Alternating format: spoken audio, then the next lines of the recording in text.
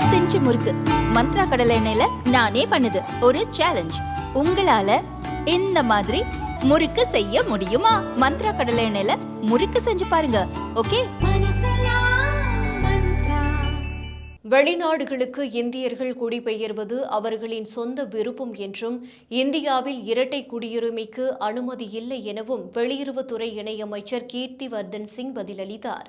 மக்களவையில் கன்னியாகுமரி காங்கிரஸ் எம்பி விஜய் வசந்த் மற்றும் விருதுநகர் எம்பி மாணிக்கம் தாக்கூர் சென்ற 3 ஆண்டுகளில் எத்தனை இந்தியர்கள் தங்கள் குடியுரிமையை துறந்து வெளிநாடுகளுக்கு சென்றுள்ளார்கள், அவர்கள் இப்போது எந்தெந்த நாடுகளில் வசிக்கிறார்கள், இதை தடுப்பதற்கு இந்திய அரசு எடுத்த நடவடிக்கை என்ன, இந்தியாவில் இரட்டை குடியுரிமையை கொண்டு வரும் திட்டம் இருக்கிறதா போன்ற கேள்விகளை எழுப்பியிருந்தனர்.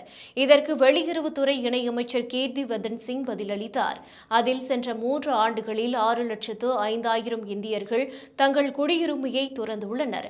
இதில் அதிகபட்சமாக 2022ஆம் ஆண்டு 2.25 லட்சம் இந்தியர்கள் தங்கள் குடியுரிமையை துறந்து வெளிநாடுகளுக்கு சென்றுள்ளனர்.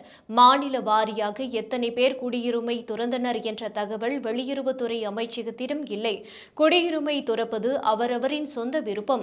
உலகமயமாக்கலுக்கு பின்னர் வேலைவாய்ப்பு உலகம் முழுவதும் பறந்து விரிந்துள்ளது. குடியுரிமையை துறந்தாலும் அவர்கள் புலம்பெயர்ந்த இந்தியர்களாக இருக்கின்றனர். அவர்கள் வெளிநாடுகளில் பல சாதனைகளை செய்கின்றனர் என்று கீர்த்திவர்தன் சிங் பதிலளித்தார். மேலும் அவர் இந்திய அரசமைப்பின் பிரிவு 9 மற்றும் குடியுரிமை சட்டத்தின் பிரிவு 9 படி இரட்டை குடியுரிமைக்கு இந்தியாவில் அனுமதி இல்லை. ஆனால் இந்திய அரசால் OCI எனப்படும் சிறப்பு அந்தஸ்து வழங்கப்படுகிறது. இப்போது வரை 51 லட்சம் பேர் OCI அந்தஸ்தை பெற்றுள்ளனர்.